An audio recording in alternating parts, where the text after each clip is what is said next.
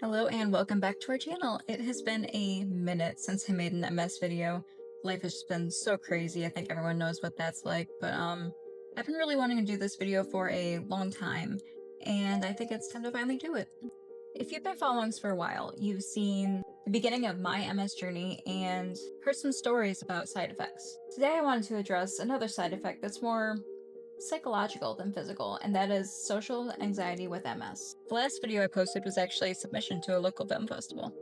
And if you haven't watched it yet, to sum that up, I talked about how in the beginning, after a diagnosis of a disability, or any diagnosis really, you see the way people treat you starts to change from words of encouragement to eventually everyone boiling you down to your diagnosis, which is no one's fault really, it's just human nature.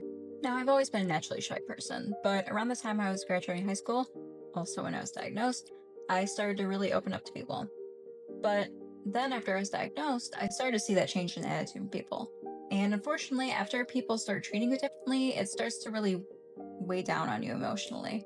Especially at the age of 18 for me, which is such a formative time in your life. So over the years of feeling a sort of negative energy, so to speak, I eventually started naturally pushing the conversation towards someone else and just staying quiet because as a disabled person with a caregiver, people tend to address him first. So after years of this happening, I have become so socially awkward that even conversations with friends and family have been hard to maintain. So after all this time, I've been really trying to figure out why this happens. Not just for the sake of other people, but because I've been really trying to work on myself and break that barrier that becomes so apparent between disabled and able-bodied people. And I think here are the most likely reasons. Fear of saying the wrong thing, feeling pity or awkwardness, social stereotypes that go along with the disabilities, general lack of understanding, and not knowing how to engage someone about their disability. I wanted to go through this list and give you some advice on each of these points. Fear of saying the wrong thing.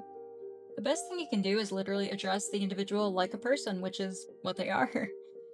You will probably be surprised at how easy it is to keep the conversation going after that first simple step. Feeling pity or awkwardness.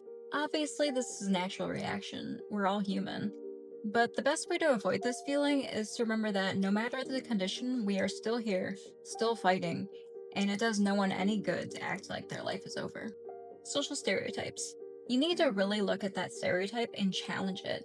Some of the kindest and smartest people I know are disabled, and they all have the strongest self-efficacy I've ever seen. And it truly makes you think about how the natural way those with disabilities are seen, and it is something wrongly engraved in your brain that you need to correct. General lack of understanding.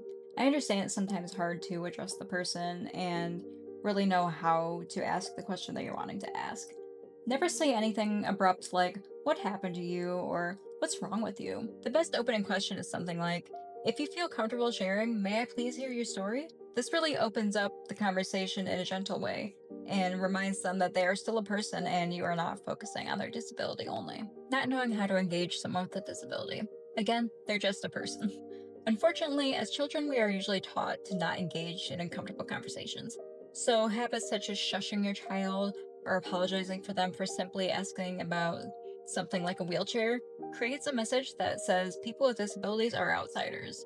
This is such a wrong and hurtful assumption that really needs to change. I hope this video helped in addressing topics that are usually kept silent, and opened up the realization that your actions can really impact how disabled people feel about themselves. Again, everyone is human, so don't feel guilty if any of these topics resonated with you, but I think it's very important for us to all take a step back and improve ourselves for not only us, but the future generations that we are raising. If you enjoy videos like this, you can check us out on all of our social media platforms. So thank you for watching, and I hope to see you again next time.